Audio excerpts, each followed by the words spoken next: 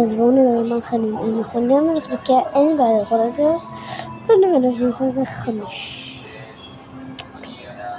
המבורגר, אני לא יודע. עושים את זה לכל... וואי, פיצה. לא, אני יכול לבן. 7. טאקו, אני לא בכלל יכול להיות, אני בכלל לא אוכל טאקו. סושי, סמי סושי. צריך, אין לי בעיה לאכול כזה ברגיל. אם אין ברירה, אני לא מכינה אוכל.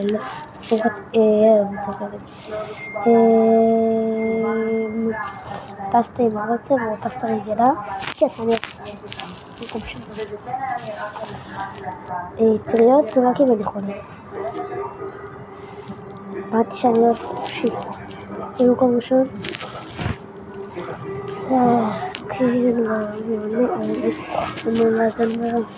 ביי. תכתבו לי אם מאכלים אתם אוהבים, תתקנו אם אתם רוצים את הרשימה הזאת.